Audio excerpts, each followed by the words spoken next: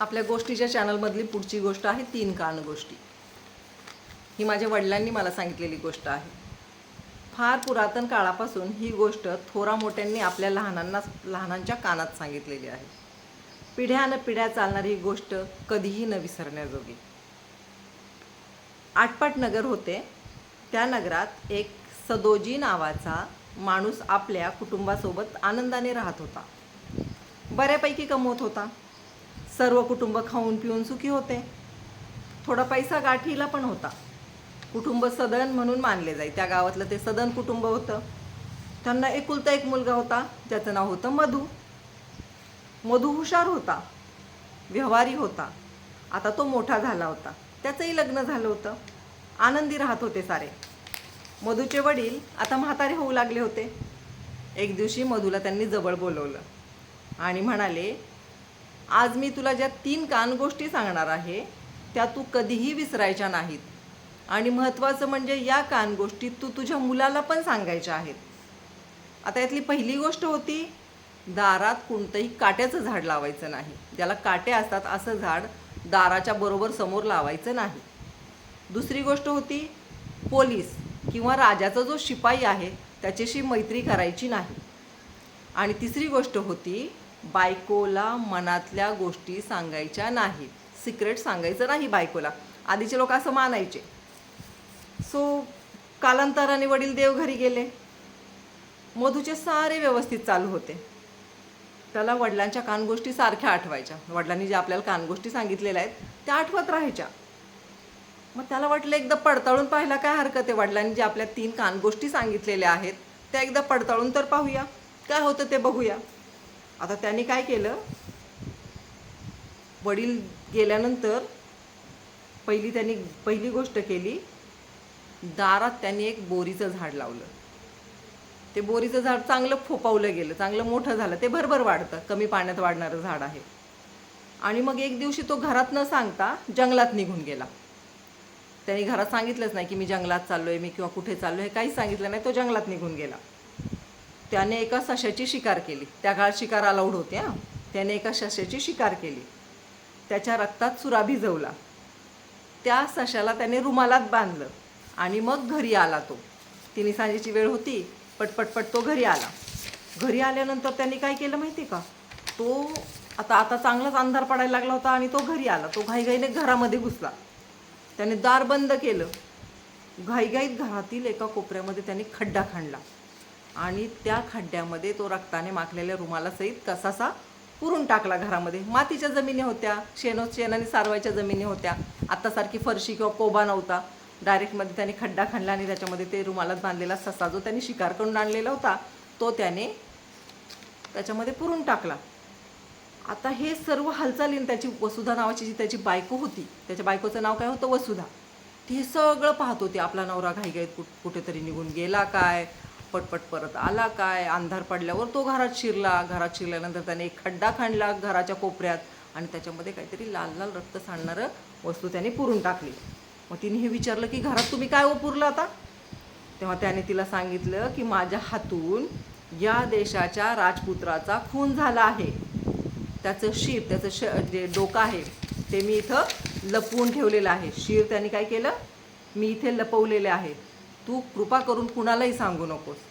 हे कसं ठेवायचं आपल्याला, कुणालाही न सांगता ठेवून द्या, असंच ठेवायचं आहे. त्याने तिला सांगितलं की माझ्या हातून राजपुत्राचा खून झालेला आहे आणि त्याचं डोकं मी शिर त्याचं इथं लपवून ठेवलेलं आहे. आता हे तू कुणालाही सांगू नको. वसुधा म्हणाली हो. पण तिच्या पोटामध्ये ना गुडगुड गुडगुड व्हायला लागलं. कारण कसं असतं, काही स्त्रियांची सवय असते किंवा काही पुरुषांची पण सवय असते की त्यांना जर कुणी काही गोष्टी सांगितल्या, काही सिक्रेट सांगितलं की ते पटकन जाऊन दुसऱ्याला सांगायची त्यांना गरज असते, नाहीतर त्यांच्या पोटात दुखायला लागतं. आता तिने हो तर म्हटली, नवऱ्याला सांगितलं की नाही सांगणार मी कुणाला. पण तिच्या पोटात गुडगुड व्हायला लागलं.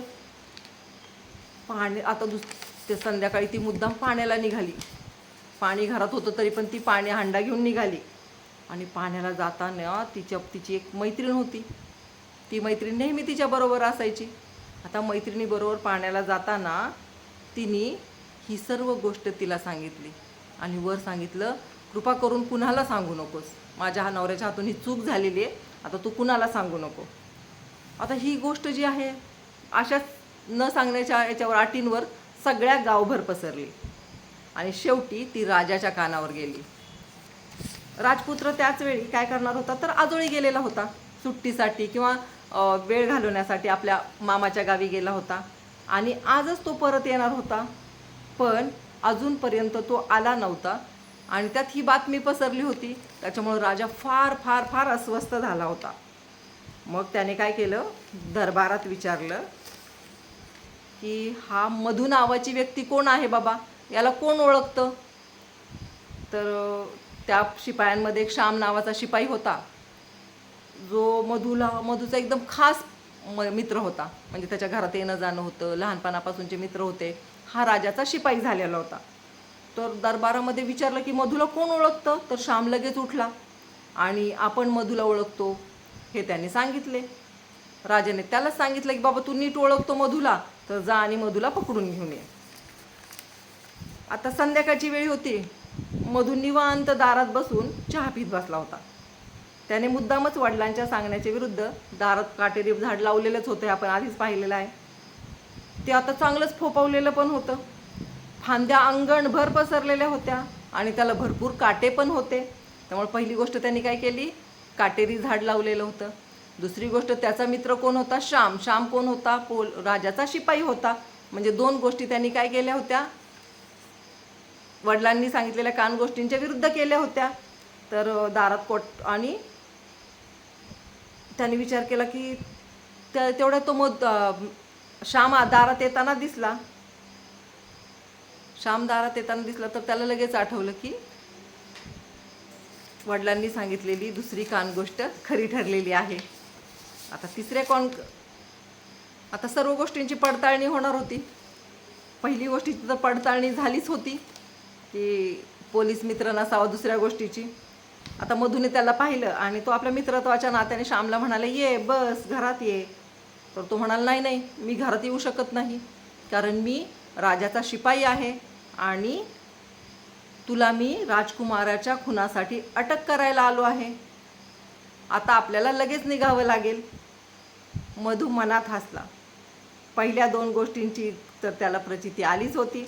पहिल्या दोन म्हणजे खालून उलट तिसरी गोष्ट जी होती त्या दोन गोष्टींची प्रचिती आली होती. बायकोनी मनातली गोष्ट सगळ्या गावभर केली होती. पोलीस मित्र करू नको म्हटलं होतं. पोलिसाचं म्हणजेच शिपायाशी मैत्री करू नको, राजाच्या शिपायाशी मैत्री करू नको सांगितलं होतं आणि त्यांनी राजाच्या शिपायाशी मैत्री करून पाहिली होती. आणि राजाच्या शिपायांनी आला होता त्याला पकडून मित्रत्वाच्या नात्याने. सर्वात आधी तोच उठून आला की मी मधूला ओळखतो म्हणून.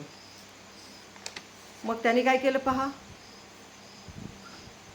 त्याला पोलीस शिपायाशी मैत्री करू नको तर त्यांनी ते अटक पण करायला आला होता. आणि राजा तो स्वतःच मित्र असल्यामुळं राजाला मधूला शोधणं अवघड गेलं नव्हतं एवढ्या मोठ्या गावातून. त्याने वसुधाला काय सांगितलं की पागोटं मागितलं. म्हणाला मला राजाकडे जायचे, माझं पागोटं दे मला. पागोटं म्हणजे पगडी. आणि मग त्याने ते डोक्यात घातलं. आता राजासमोर उघड्या डोक्याने जायची प्रथा नव्हती त्यावेळेस. काही ना काही टोपी घालावी लागेल किंवा पागोटं बांधायचे. तर अशा पद्धतीने राजासमोर जायचे. तर तो पागोटं घालून बरोबर बोरीच्या झाडाखालून निघाला. आणि त्याच वेळी त्या पागोट्यामध्ये झाडाचे जे काटे होते त्या काट्यामध्ये वरचे वर पागोटं अटकलं गेलं आणि पागोटं सुटलं म्हणजे फेटा जर तुम्ही पाहिला असेल तर तुम्हाला पागोटं कळेल. फेट्या एक एक असं पदर सुटत गेला. त्यामुळं आपोआपच त्याचं डोकं कसं झालं, उघडं झालं डोकं. तर बोरीच्या काट्यामध्ये सर्व पागोटं सुटलं. आता थांबून बांधायला तर वेळ नव्हताच त्याच्याकडे, कारण शिपायांनी त्याला अटक केली होती. बेड्या घातल्या होत्या त्याच्या हातात. त्याला तीनही गोष्टींचा चांगला प्रत्यय आला. त्याला काय झालं, तीनही गोष्टींचा चांगला प्रत्यय आला. त्याला आपल्या वडिलांच्या बुद्धिचातुर्याची कमाल वाटली आणि गर्व पण वाटला की आपले वडील एवढे हुशार होते. मधूला राजासमोर हजर करण्यात आलं. राजपुत्राचा खून झाला या आरोपाखाली. त्याची चौकशी सुरू झाली. मधूने राजाला कबुली दिली आणि राजाला मधू म्हणाला, राजा महाराज मला तुमच्याशी एकांतात काहीतरी बोलायचं आहे. आता जरी आरोपी असेल तरी त्याची इच्छा पूर्ण करायलाच पाहिजे. म्हणून राजाने सांगितलं की ठीक आहे चालेल. तुझी एकांतातली कबुली सुद्धा मान्य करतो मी, कारण राजपुत्राचं दुःख झालं होतं त्याला फार.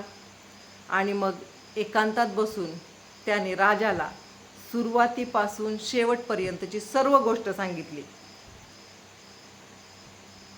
की माझ्या वडिलांनी मला कान गोष्ट सांगितली होती, त्याच्यामध्ये पहिलं गोष्ट सांगितली होती दारात काट्याचं झाड नसावं. मग त्याने त्याची पागोटं कसं ओढून घेतलं त्या झाडाने हे सांगितलं, म्हणजे त्याला त्याची इज्जत घालवली तिथं.